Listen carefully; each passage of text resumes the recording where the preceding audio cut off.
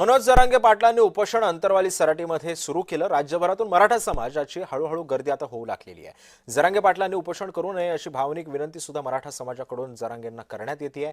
आता या विनंतीला जरांगे कशा पद्धतीने प्रतिसाद देतात, जरांगे आपल्या उपोषणावरती ठाम राहतात की आपलं उपोषण मागे घेण्यासाठी प्रयत्न करतात, हे सुद्धा पाहणं महत्त्वाचं ठरणार आहे।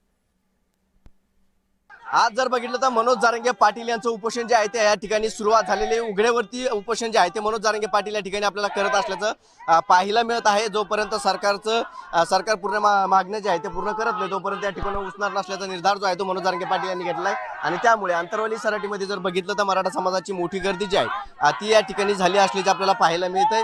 या ठिकाणी मोठ्या प्रमाणात मराठा आंदोलक जे आहे ते अंतरवाली सराटीच्या दिशेने आलेच आपल्याला पाहायला मिळत आहे। माझ्यासोबत बोलण्यासाठी काही आंदोलक आहेत, काय सांगाल? तुम्ही देखील बसलेले आहेत, पाटील उन्हामध्ये उपोषणाला बसले। सरकारला आमची विनंती आहे की सरकारनं लवकरात लवकर आमच्या मागण्या मान्य कराव्यात। सरकारला आमचे 400-500 बळी गेलेले आहेत, अजून सरकारला किती बळी पाहिजे आमचे ते एकदाच सरकारनं सांगावं, तेवढे आम्ही बळी देतो।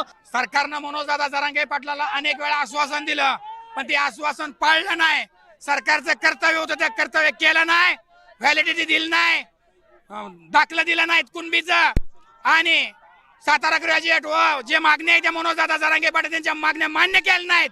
पण सरकारला या मनोजदादा जरांगे पाटील यांना उन्हामध्ये आमरण उपोषण करण्याची पाळी आणलेली आहे, पण सरकारला किंमत मोजवल्याशिवाय आम्ही सोडणार नाही। आम्ही एकच विचार केला, पाटील उन्हात आणि आम्ही घरी का, तर आम्ही सकाळीच इथे आलेलो आहे आणि आम्ही जोपर्यंत पाटील इथून हलणार नाही तोपर्यंत आम्ही आमच्या जीवाची लाई करून घेणारे आदरणीय संघर्ष योद्धा मनोजदादा जरांगे पाटलासोबत आम्ही आमचा जीव घरी सांगून आलो की आमचा जीव ही समाजाला दान आहे आणि हा इमानदारीने आम्ही सगळे बांधव आमच्या माता मावल्या सगळ्या इथून हलणार नाहीये। कॅमेरा पर्सन संतोष शिरसाटचं, विजय चिडे, छत्रपती संभाजीनगर।